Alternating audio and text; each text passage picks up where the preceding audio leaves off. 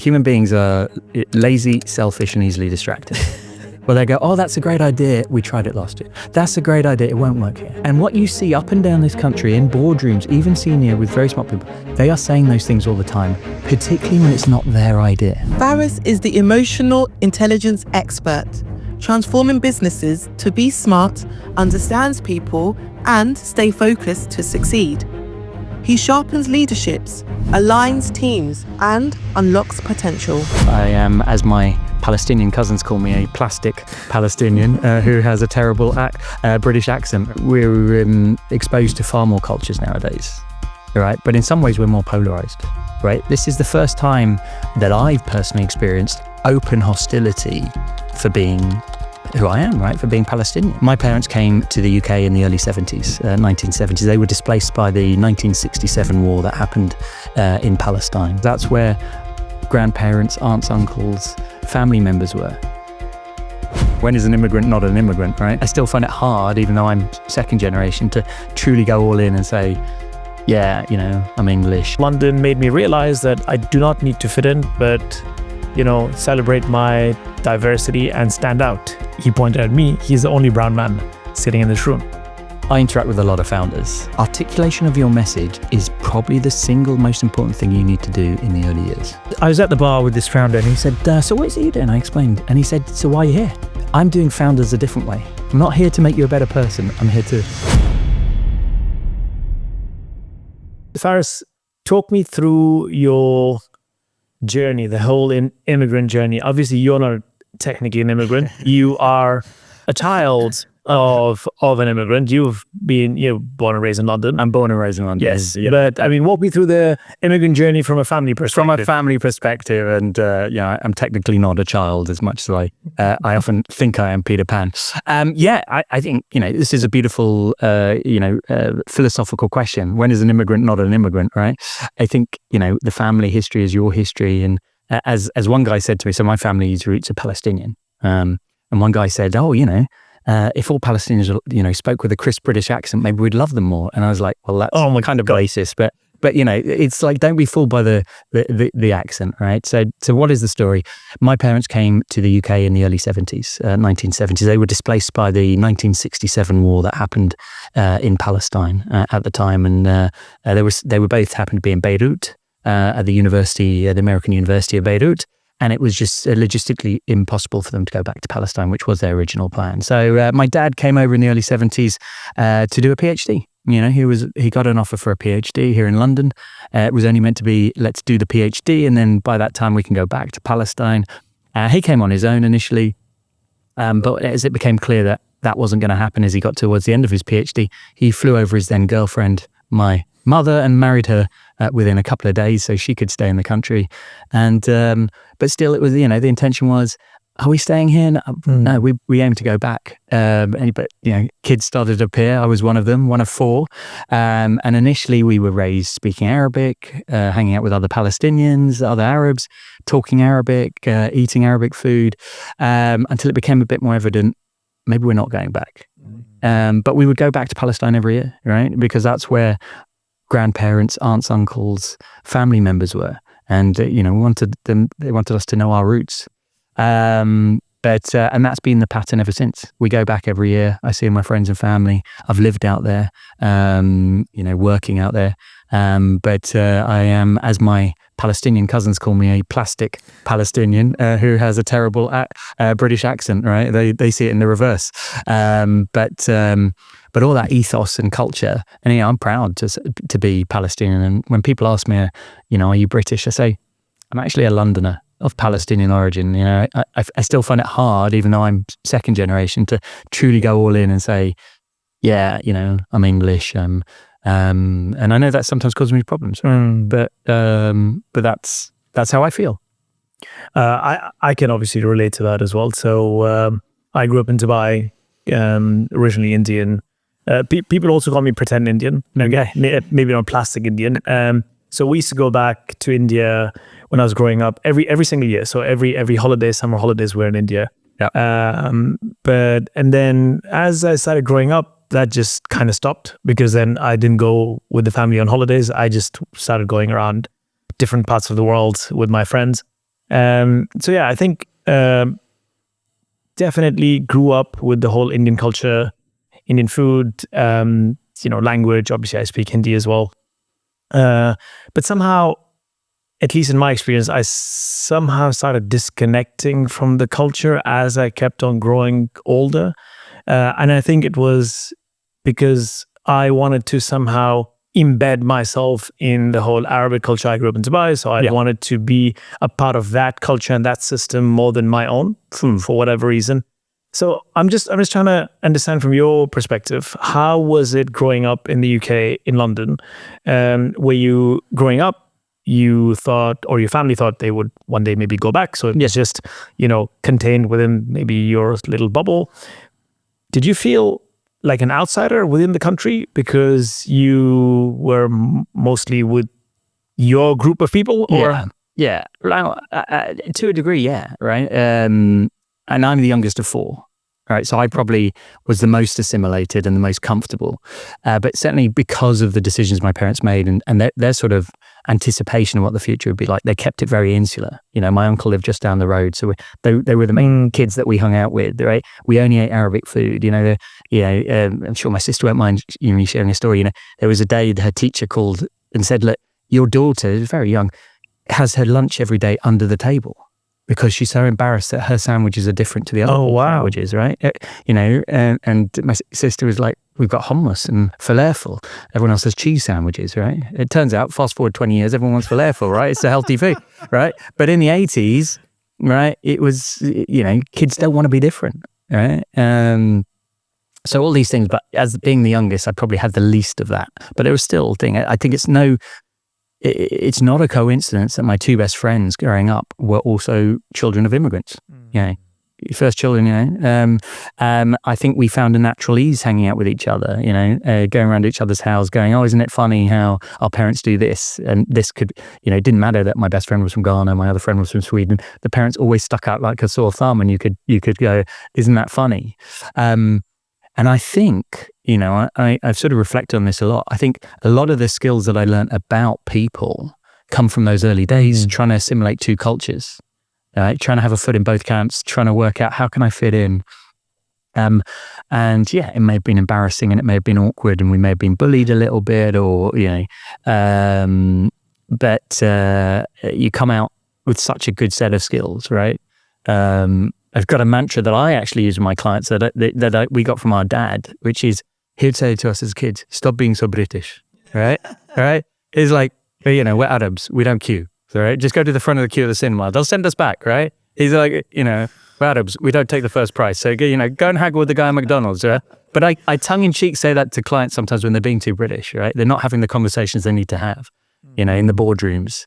I said, I'll say tongue-in-cheek and I'll put on my dad's voice, stop being so British, right? And it's a nice little icebreaker, breaks the tension. Obviously, you can get in trouble if you say that in the wrong way with the wrong tone.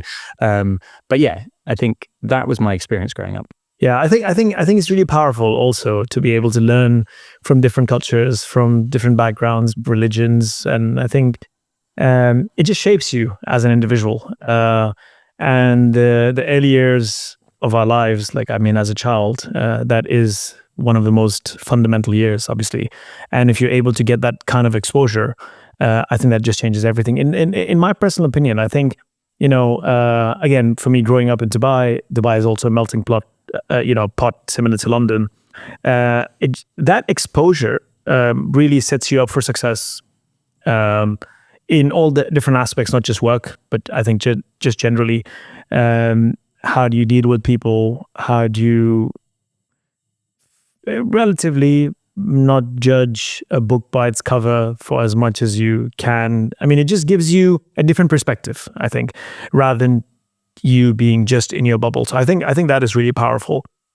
But do you think that has changed over the years? So what I'm trying to come to is today, especially in the workplace, there's a lot of diversity, inclusion. And I think, again, it's amazing. Obviously, it helps company in every aspect, not just the culture, but even if you look at revenue perspective, bottom line, top line, and all that. Yeah. So there's a lot of good. But has it shifted when you were growing up, the diversity aspect? versus what it is today. Do you see a shift? It's hard to say, right? Often I get asked these kind of questions around shifts in generations. Yeah. Sometimes it's around the immigration. Sometimes it's around, aren't Gen Z lazier than us? Hard. And I think every generation has its struggles. We just don't. We forget and we don't see it from their eye line. Right? So of course it's changed. Right? We're exposed to far more cultures nowadays. Right? But in some ways we're more polarized. Right? This is the first time that I've personally experienced open hostility for being who I am, right? For being Palestinian, right? Because the world has become more polarized. I always talk about, I always think that civilizations are on a pendulum. We seem to repeat what we've done historically, and we go through periods where we're closer together and times where we're apart, and we see that in the politics. We go from right wing to left wing, and unfortunately we're at a period of civilization, in my viewpoint, where we're moving a bit more sort of polarized, right wing. So it would be really hard being a new immigrant in this country, I could imagine. I think there was a sweet spot maybe in the 90s, early 2000s, but we seem to be. So yeah, it's different. I think it's still going to be hard, right? And I think that's something you've got to think about every time there is an immigrant or an outsider in your team, in your street. What adversity has that person overcome to be in the meeting room, even if there's positive affirmation in your company, right? There is a whole series of challenges that they're overcoming to just be at that table before they even open their mouth, right? And that's why some of the work I do is basically just about inclusivity. I don't care who the 8 people around the table are. If they don't all have an equal voice, you are missing out as a company, right? Because they're clearly special for being in the room. So why not use all their thinking, all their voices? And I think that's just, that would be an attitude I'd love everyone to embrace. Obviously, we're not going to. Well, not everyone will do it to a different degree. But yeah, I think it's different, but still hard. Yeah, I can relate to being in that room. Yeah. When I first came here a couple of years ago, almost 5 years ago, I was in an accelerator, and we were, I think, about 12 or 15 people within that room.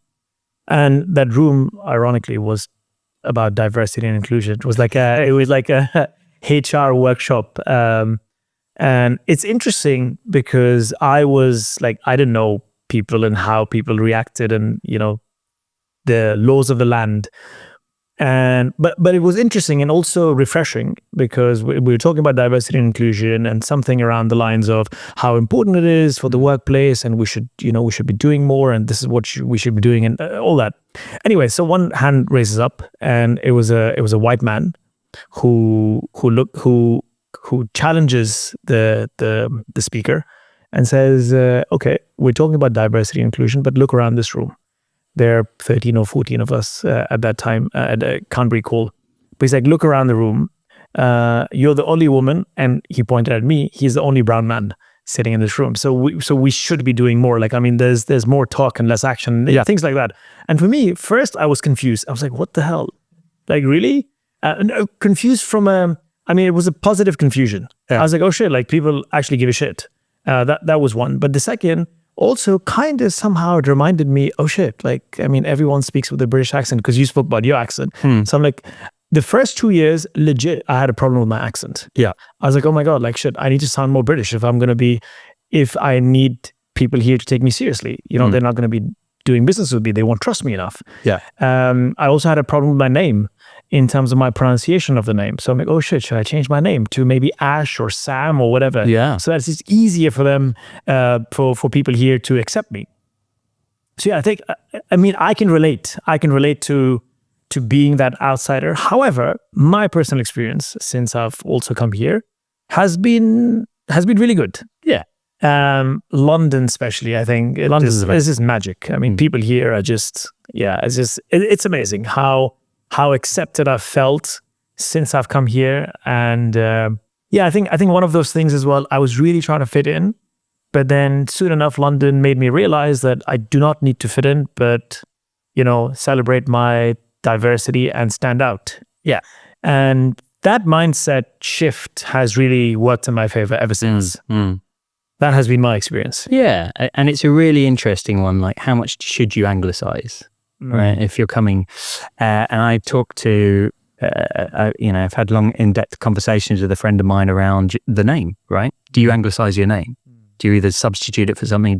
So, I introduce myself to everyone as Faris. Where actually in Arabic it's Faris. Yeah. Okay.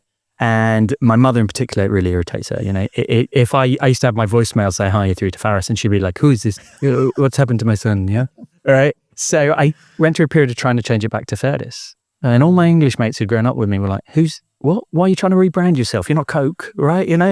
Stop trying to be the funny guy. So it's really hard to swim against that tide. So I actually like switching to Faris when I know it's an Arabic audience or a cultural audience, and it kind of gives me that mindset shift. But and in a similar vein, one of my uncles ran a delicatessen in Croydon in the central market, right, with all the greengrocers and stuff. And he came on day one, he opened the store, everyone gathered round, there's a new guy, let's find out what he's they were like, "What's your name, mate? What's your name?" And he went, "Rushdie." Oh, and he goes, "Nah, that's too effing hard. You're George." So for the next 13 years, only on that street, it was called George, And he and his wife would say, "Why don't you tell them what your name is?" He said, "They've accepted me. That's the beautiful thing." Yeah, it's not. They're not being racist. That's their. Nobody on that name is given. Everyone's given a nickname, and sometimes you just look at it the wrong way. Correct. Right. So just be proud of who you are. Lean into it, but also take the jokes. Take the little side things and integrate yourself. Absolutely. Integration. I think that is a key word. Integration is a key word. I mean, we can also, I think it's also wrong. Again, it's just my opinion. I think it's also wrong coming to a place and then accepting or expecting everyone around you to change. Yeah. I mean, integration, I think it's me coming to this country. I think it's my responsibility to integrate because I'm coming to this country. So I think it's one of those, but also it's perspective, like exactly what like what your uncle said. But they've accepted me. I think that is perspective. That's a positive perspective to life, and that's just him working towards that integration. Yeah, making it a little bit easier for them, for the others who you're trying to integrate with. I think that's beautiful. Yeah. Reach your hand out.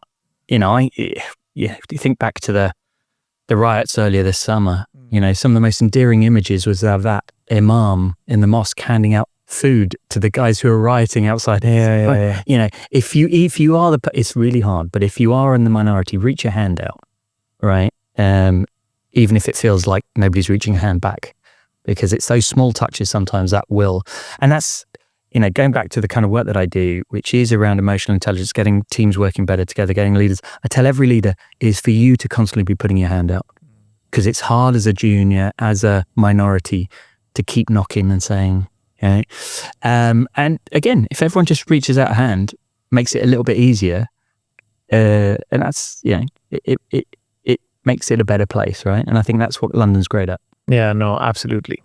So coming to your work that you have done or are doing now, but where did it all start? The building company that I'm doing. Yes, exactly.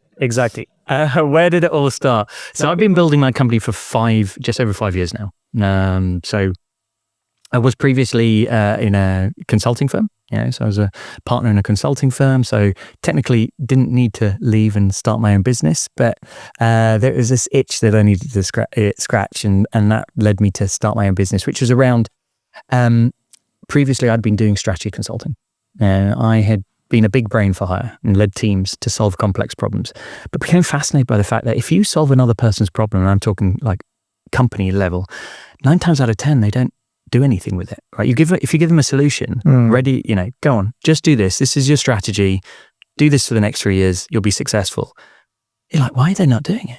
Right? Because a great idea on its own is not enough. What I discovered in those senior rooms is the teams we were handing over these strategies to didn't buy into it, didn't understand it, weren't working well together as a team, had too many other competing priorities.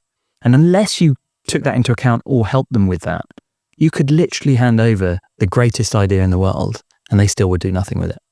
And the thing was, I was really good at fixing those things, right? Because of my experiences, because of the things I'd done. And so I was like, that's the business I need to be running. right?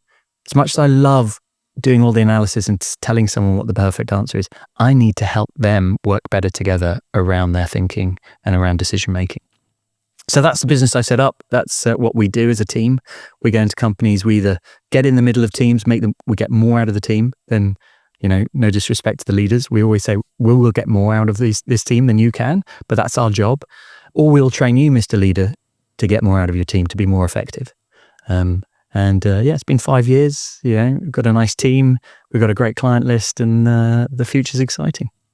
So 2 questions off the back of that. First is, why is it that people actually don't take action? Because now they've spent so much money, they've contracted a consultant, come in and do this. And it's also a lot of energy. It's not just the money. It's a lot of energy because now you're, opening the hood, asking them so many questions, and then you're doing so many meetings. And so they're properly vested. Yeah. So why don't they take action?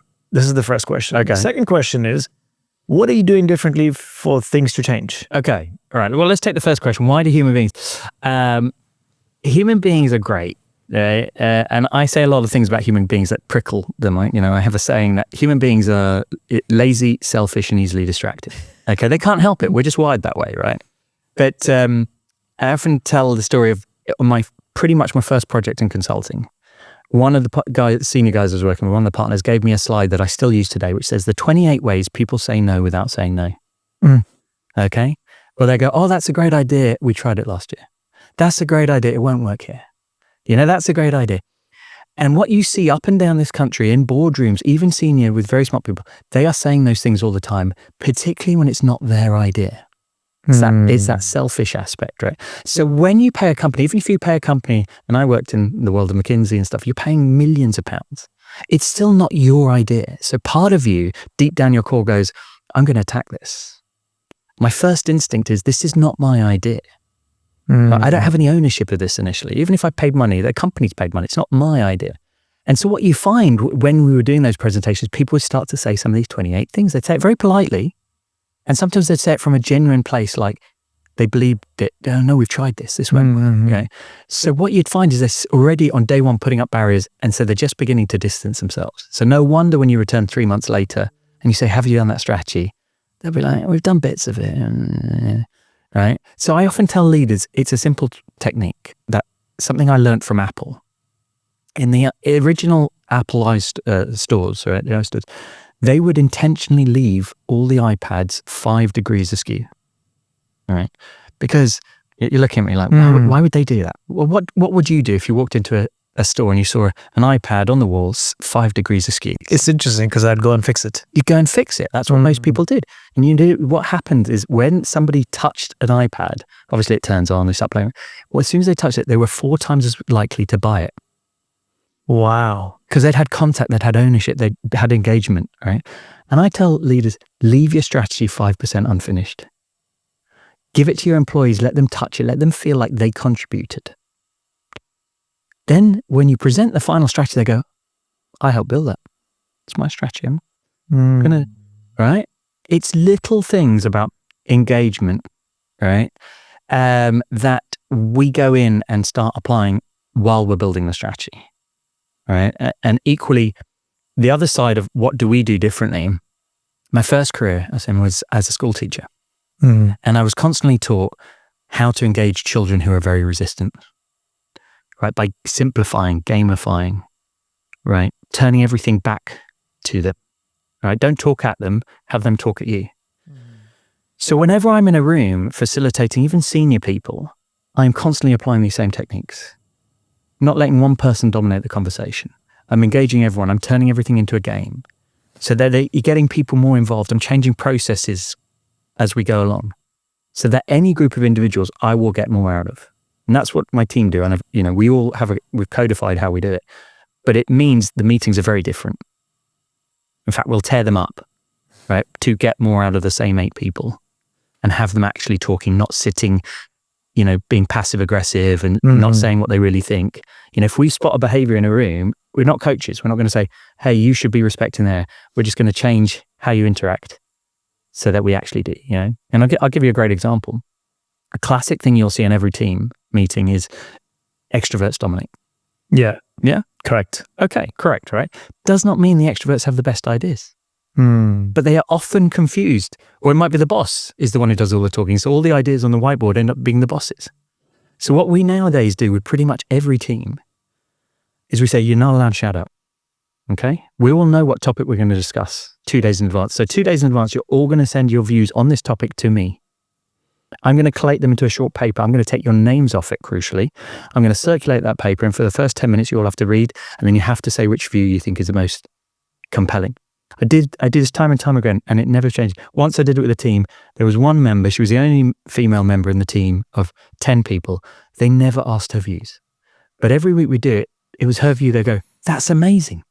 Whose idea is that? Is that John's? No. Is it Steve's? No. They go through every member. They wouldn't think it was the one woman on the team. No. But what it meant is they suddenly had great new ideas. So doing this stuff like this constantly in teams. I'm not here to make you a better person. I'm here to gel you better as a team and get more out of you. Because that's good for you. It's good for the company. So that's the kind of stuff we're doing perpetually.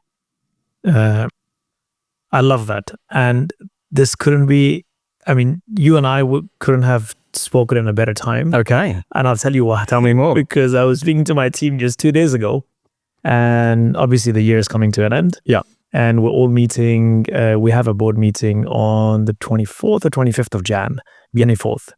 And we're scheduled to meet with all the execs. And we had a similar conversation. Okay, now 2025, we have a roadmap for 2025. We're all going to meet together. We're going to strategize the way ahead. Yeah. Now that is the strategies I'm going to implement. So no, thank you so much. I think it's also because few of the things you're talking about, extroverts versus introverts within the same room, I can resonate with that.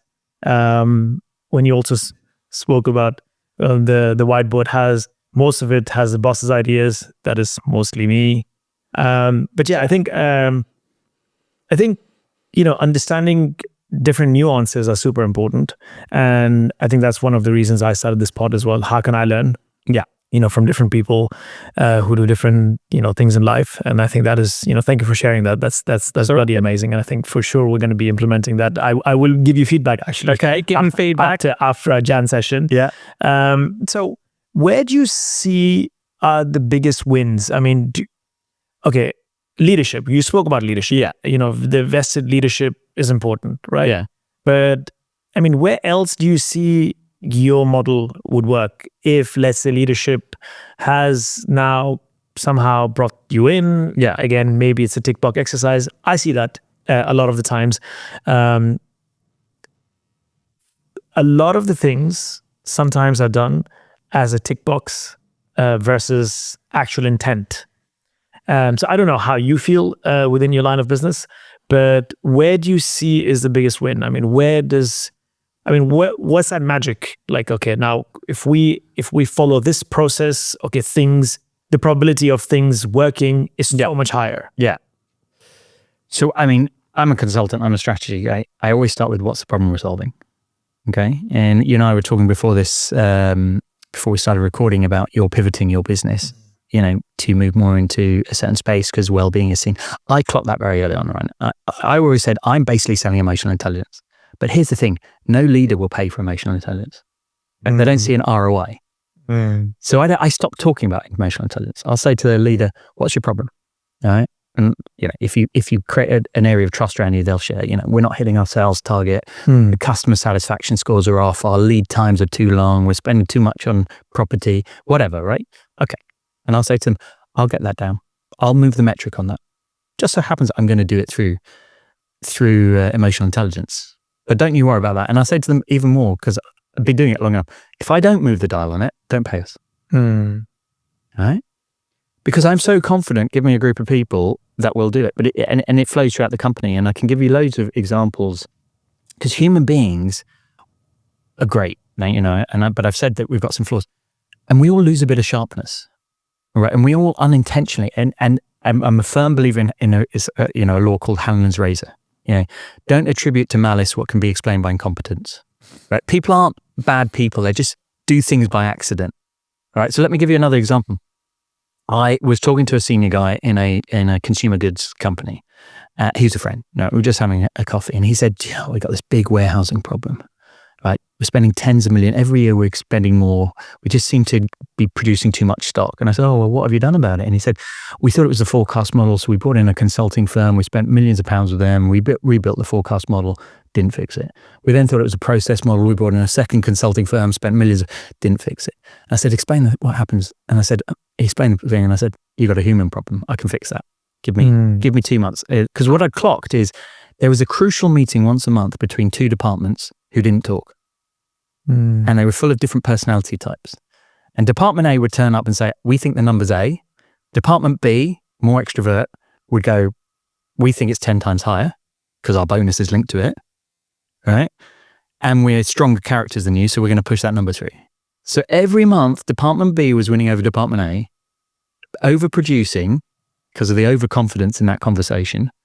And that led to this warehousing problem. They were massively overproducing. They had to pay extra warehouse costs. And so I said, I sat with, the solution was we worked with Department A and taught them how to run a better conversation. It instantly brought down in that meeting, the number by 90%. Wow. Yeah, because they learned to communicate, because they were going into this room handling the conversation really badly from day one, and we see this often. People communicate how they want to communicate, not how the other person likes them to communicate. And he said, you're a genius. You literally have, in 2 months, solved something that we've thrown millions of pounds at. And I said, yeah, right? Because you were looking for flashy answers where it's just the hard graft of what are humans doing that aren't helping themselves? And I said, that's where my brain instantly goes whenever I see a problem. And I guarantee you, you only get a 1% uplift out of a bunch of humans. They might listen to one extra idea in a room. They might just be able to give each other one extra piece of feedback. But you know what? If you do that every day, that adds up and clears a lot of these problems that you're having around your business. That's why I can bullishly say, if we don't move the dial, don't pay us. That's amazing. I mean, strategy is important, obviously, but there's no point of a strategy unless and until you don't have the people somehow unanimously united on that vision and are speaking from the same hem sheet. Yeah. I think that, am I hearing, are you, so there's more coaching element in the way you operate with. Yeah, there's a coaching and there's a game.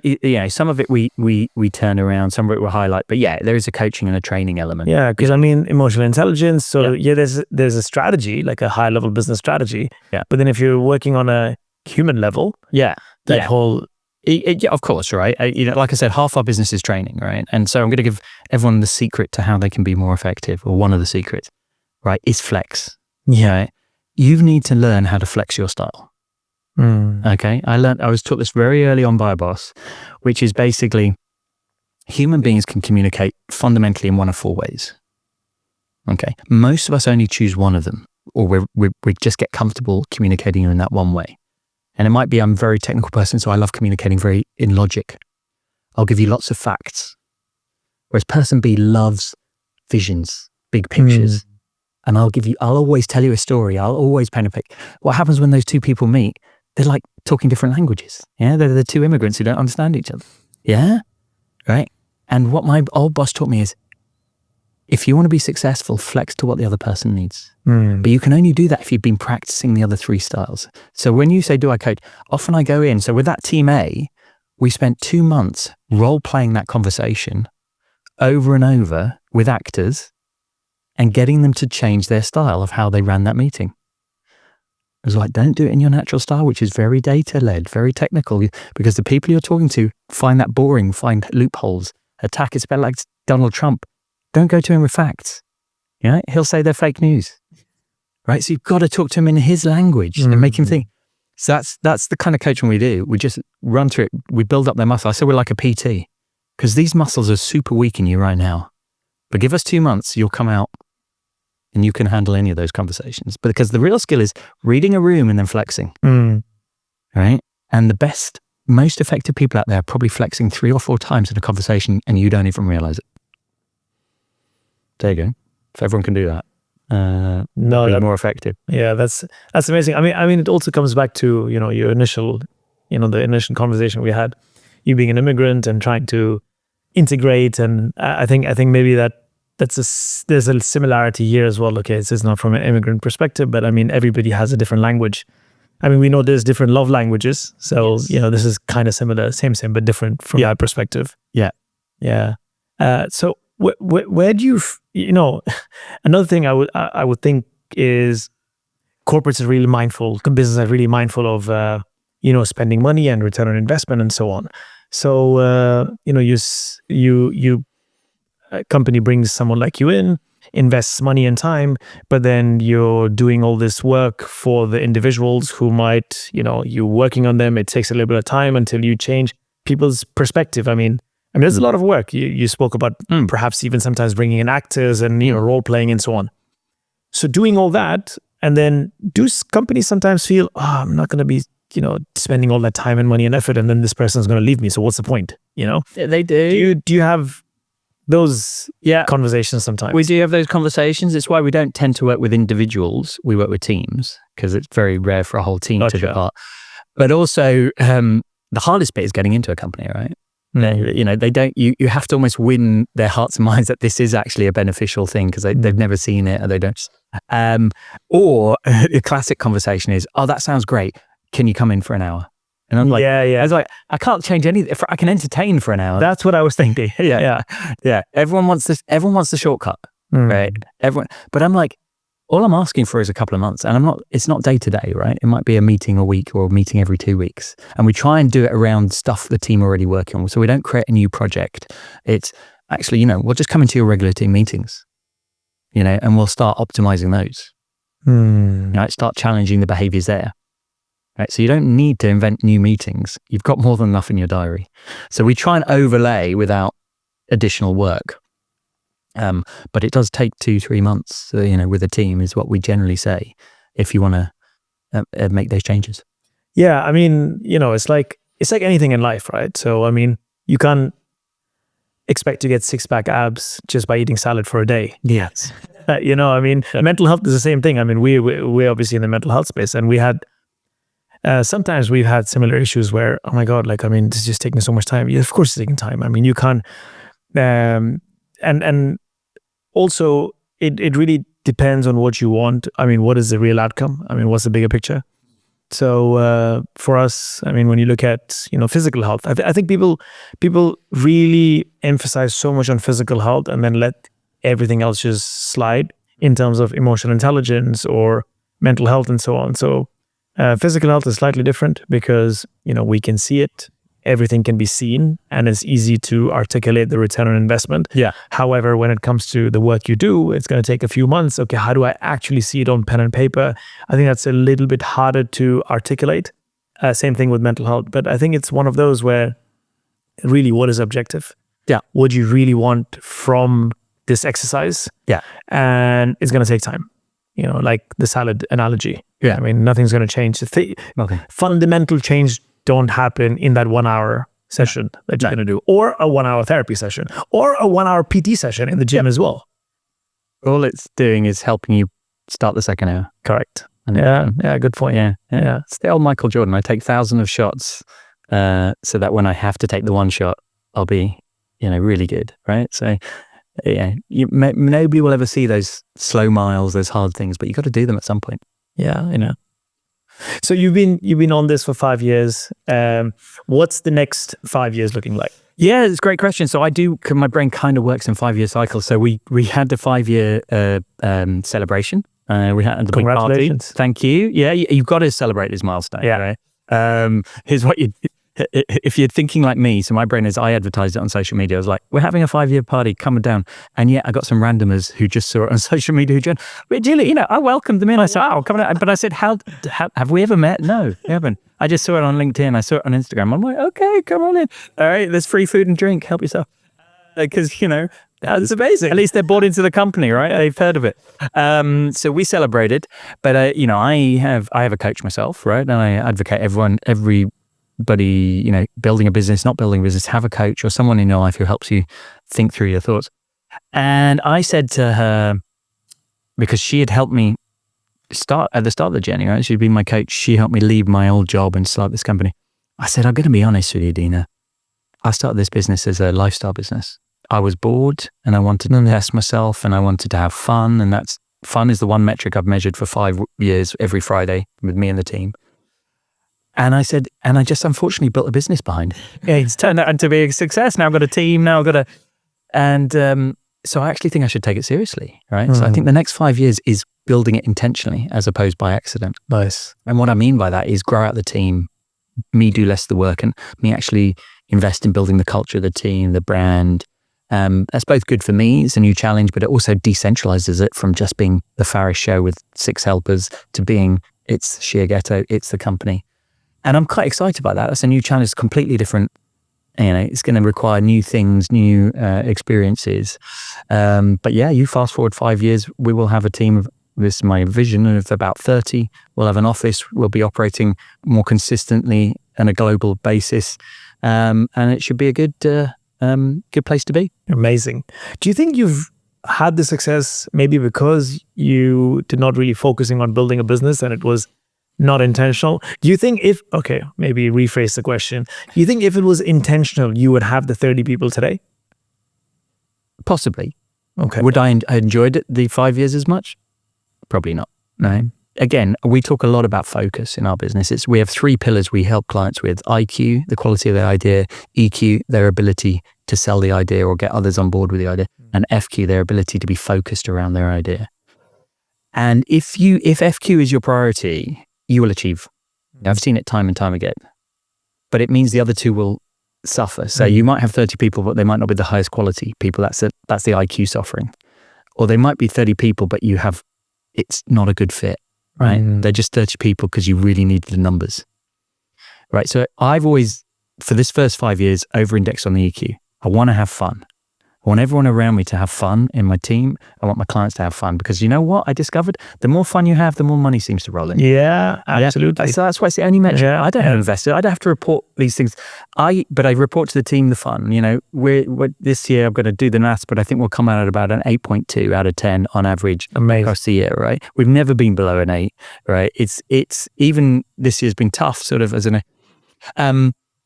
So yeah, right. It's about what you prioritize. So it will be a bit more FQ for the next 5 years. Might mean we're slightly less fun, but we're gonna have a minimum level of fun that I accept. Because why else am I building this, right? Yeah.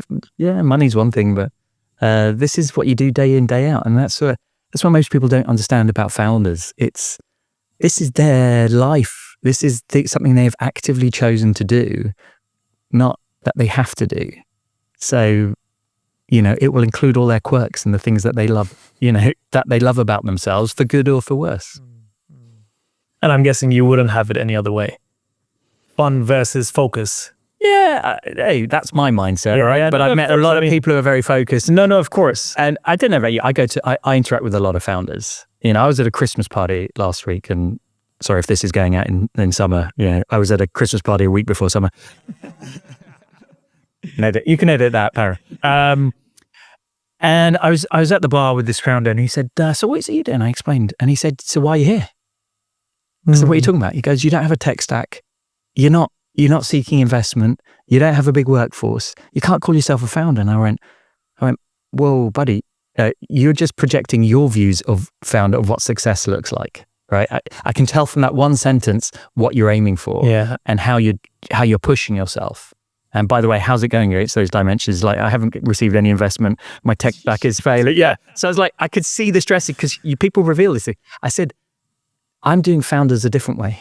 I don't want to be a unicorn. I mean, good luck to people who want to be a unicorn. That's a whole bunch of stresses. I said, where I'm going to get to, I'm really happy with, right? And I hope you find happiness in whatever you're building, because you don't seem happy right now. Yeah. And I think, we speak about this a lot in the pod. Yeah. Your purpose or your direction or focus, I mean, that's ever evolving. Yeah. You started the first 5 years, the focus or purpose was, okay, I want to have fun, I want to build a team. And I think that's super important also. Yeah. I mean, I think that's the right way to do it. Again, everybody has their own, opinions. But I think that's a better or stronger foundation that you've built. Yeah. And then off the back of that foundation, okay, now it's time to scale. Yeah. Because your core team, and I said this so many times, what is a company? A company is nothing but a collective of people. Yeah. And the other day I was speaking to our team as well, talking about execution, how important execution is. execution really is as strong as the people around you. So if you've got a core set of people who are actually happy in doing what they're doing and who can be the pillar of strength for you, then you can execute. You can't execute by yourself. So I think the changing or shifting purpose, I think, is okay. Because a lot of founders, maybe, some people listening to this pod now, thinking, oh, when I start, I should only focus on happiness, or I should only be focus driven for revenue or raising capital. It doesn't really matter. Whatever. I don't think there's a right or wrong answer. Yeah. You can build in this manner. You can build in the manner that other person you're speaking to in the party you wanted to build. Yeah. I don't think there's any wrong or right. Whatever works for you, I think that's super important. And pivoting your thought process is also okay. We're human beings. We're ever evolving. We're ever changing, Yeah. No, be focused. Make sure it's your focus, like you said. Don't live somebody else's dream. But yeah, pivot. Basically building a business. Basically, life is a series of micro experiments. Correct. Right? And you're quickly proving or disproving if your experiment works. If it does, you do more of it. If it doesn't, you go on to the next thing. And that's what you say. It should be lots of micro pivots. And people only see the big pivots. But it should be, oh, this works. Oh, right. Yeah, let's do more of that. Right? Right? And that's for me what the fun is. I'm a scientist at heart, mathematician. Just do lots more experiments, yeah? And not all of them are going to work, right? Let's hope they don't blow up in your face. But people don't realize, they don't necessarily have that same mindset. Fails. I mean, talking about big pivots usually happen because, you've tried something, didn't work. Oh my God, now you have to pivot. Yeah. Not necessarily, but for the most part. Your experience with failures. Yeah, love them. My experience with failure. Great answer. I've had a fair share, right? Some horrific failures, some just minor ones, right? So I learnt long ago a couple of mantras. One is run towards the wrecking ball, right? Create just whatever scares you, just run towards it. Go to create more things that will set you on a path that might have failure, right? Because I genuinely believe all of life is how you deal with failure, is that Kubler-Ross curve, right? Where you go through the emotions of despondency, anger, blah, blah, blah, and then you come out the other side. And the single greatest thing you can do for yourself is put yourself through that curve more times so that when you really need it, you can get through it quicker, right? Because it's just about how quickly you can get through it. So I am constantly doing stupid challenges for myself that I'm not sure I'll be able to do, just to get used to that failure. And sometimes it's stupid stuff. Like I'm right-handed. I'll spend a month brushing my teeth with my left hand. No way. Just to go, oh, this is so annoying. Why am I doing this? Oh yeah, it's to get through that. Yeah. Because, right. So every month I'll set myself a bunch of stupid challenges. And it becomes a bit of a joke. Now people ask me, what are you doing this? Sometimes I publicize them. Sometimes I don't. I just keep them very, so you're really big. I'm a big proponent of that. Create more opportunities to fail, run towards the wrecking ball. But then when you do have failure, and some things are pretty bad, there are two techniques that I use a lot. One is called failure anniversaries. Have you heard of a failure anniversary? No. Okay. Enlighten me. So a failure anniversary is if something bad happens to you, right, as soon as it happens, open your calendar and put in an anniversary, a meeting with yourself a year to the day or 6 months to the day till it happens, right? To celebrate that failure, right? Now, here's the thing, right? If you do this, you will probably have something in your diary from a year ago, around the time that you have this failure, and you'll go, oh, I've got that one coming up from a year ago when that thing, oh, I thought that was the end of the world a year ago. Yeah. It's nothing nowadays. God. And that's the beauty, it's you look and go, oh, that thing that a year ago. Yeah, it gives you a sense of perspective. Right, so my diary is littered with these. I mean, less so nowadays because it was a technique that really helped me when I was a bit more junior. Of going, oh yeah, that thing. And so it just really helps. And then the other side of the coin is I have the genie. Okay, you've seen, Aladdin? Yeah, of course. Everyone knows Aladdin. Now, I always imagine I have a lamp with a genie with one wish. Okay, and I say to myself, whenever something bad has happened, I said, is now the time to use the genie? Bearing in mind that you can never use him again. Or her again. And my brain will debate and it'll go, so far in all my life, it's gone, no. This is not the most serious thing that's ever going to happen to me in my life that I want to use the genie on this. I said, well, if you're not using the genie, it can't be that bad. Right? Wow. That's really interesting. It's such a powerful narrative with myself. Is this the thing to deploy the genie on? I'm sure there will be a point, right? But I'm 45. I've had this genie concept since I was 17 when something bad happened to me and I was around the time I watched Aladdin. As a kid, I came to the thing. But yeah, I've never used the genie to this day. Wow. But I think that genie concept is, I think both the concepts are super amazing. Genie concept also, it helps you from a point of reflection. I think it gives you that moment of pause, distraction, pause, reflect, and then talk to yourself, okay, maybe it's not as bad. Maybe I should not use my only wish. I love the failure anniversary as well. Another thing that I'm going to take away from you, I'm going to start today. I'm like, oh shit. I love that. Yeah. Because I am full of these little things. Yeah, because just yesterday, we were having an internal chat and we were talking about the content that we need to produce, the last 2 weeks of this month and then the first month of next year, so Jan. And we're talking about failures. And it was really difficult for me to actually track back the medium to little failures.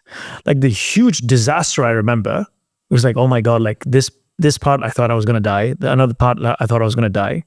But the little failures, I think those are also really important. But then also it's a reminder where, oh shit, like, I mean, I don't remember those little failures, meaning I have grown out of it and the world did not end, nobody died, But I think a constant reminder of that would be pretty cool as well. Yeah, it's like, oh shit, yeah, actually nothing happened. Like I've just learned this and learned that and grown out. Yeah. And it's also interesting how we celebrate success. But if you think about it, it all starts from failure. Only when you fail do you learn. Only when you learn do you grow. Only when you grow are you successful. So in hindsight, we should be celebrating failures because that is the core. Because success is simply a byproduct of failure. Yeah, the start of the learning process. Yeah. So I think having that anniversary, the reason I say that is because, we have success anniversaries. Yeah. Birthdays and marriage and whatever, like new office and new business and whatever. But I think having failure anniversaries, I think is maybe even more important. Yeah. Because that's also a reminder that, I've learned and grown and been successful because of the core. This is where it actually started. Yeah. I mean, and there's so much to failure. Like you say, you could just do a whole podcast on it.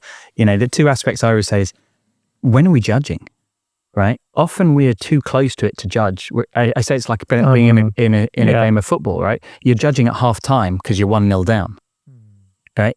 You might have to wait to see the final score where you actually win. And often that's a classic case. We call it too early and we go, we failed. And I'm not saying this to every founder out there who's like, going, so should we keep trying to flog this terrible product because Faris said on a podcast that it'll come? No, you should go. But what you should do is I think a lot of the reasons behind failure is people set too big an objective. And what I mean by that is it's the classic break it down, right? I often talk to people about many people have heard the 10,000 hour rule. Yeah. Have you heard the 10,000 hour rule, which is the concept that to master any skill, you need 10,000 hours. Now it's been debunked. But it is a broad spectrum to say you've got to put in a lot of hours. But actually there's the 20-hour rule, right? To pick up one particular skill only takes you 20 hours of consistent practice on it. So what do I mean by that? If I want to be a great golfer, I need to put 10,000 hours in. Now I'm a terrible golfer, right? And I want to be a good golfer. And so I was like 10,000 hours. But if I want to improve one small aspect of golf, all it will take is 20 hours. But most people approach golf as the macro thing, not I am just going to perfect a 6-inch putt from downhill to uphill. That will take 20 hours. Just that one shot.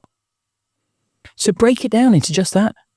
Because that's much more manageable, much more likely for you to be successful, and then you'll celebrate. Whereas if you set the macro thing after 8 golf lessons, you're like, well, I'm not getting anywhere.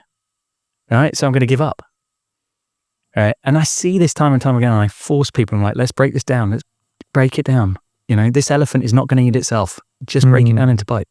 So that's why failure is fascinating. We often set ourselves up for failure by the way we approach a task before we've even started. I was thinking about this podcast as well. I'm like, okay, it's going to take me such a long time. So there's there's that rule. There's another, the 100 times, like if you do something for 100 times and then you just get better at it. Again, I don't know if it's debunked or not, but it's the premise is the same. You just have to constantly, put in the reps. Like that's what you need to do. So I was like, so if it's 100 times I need to be doing this podcast for about 2 years, and then somehow I'm going to be a little bit better at what I do, and it's going to have that impact that it should. But I'm going to take that 20. So you're my 16th. I've got 4 more to go. Yeah, well, you're pretty good. You're pretty good. I'll go. But you're probably not counting all the things that make a great podcast, right? So unashamedly, I do a lot of podcasts as a guest. Right? I'm probably done over 400 now. Wow! Right? Really? Yeah. Oh my God! Didn't even know. Yeah. So I do a lot, right? And people say to me, "Hey, how do you do it?" And I'll happily share the secrets of how you get on 400. But they say, "Why do you do it?" And I say, "It helps my business." So even if the podcast never gets seen, correct, it is 400 opportunities to practice talking, sharpen my thoughts. What do I think about topics? So that when I stand up in front of an actual client, I'm not standing, even if they're my first client, I've already stood in front of that client 400 times. Right? So there is actually you've probably done the 20 already down the pub, in conversations with clients. This is probably your 120th, but you just haven't acknowledged it. And this is super important to founders, right? Articulation of your message is probably the single most important thing you need to do in the early years. And it will take you about 2 years. Now, most people balk when I say that. They're like, 2 years, I won't know how to communicate what my company does for 2 years. I'm like, no, you will, but it will be terrible until about 2 years when you start to, if you pay, you can shortcut that maybe by 6 months if you're paying attention and trying new ways. And it was really brought into contrast for me by my mother. I use my mother and father a lot in referencing, but they really help, right? And I would think it was 6 months into the business. I was sitting at dinner with my mum and dad, and my mum just casually said something like, "That sounds nice." I was telling them about work, and she said, "That sounds nice. I don't really understand what you do." Okay. I bet you everyone sitting is going, my mum says that too. My mum says that too. Most mums, right? Most people don't know what another human being does.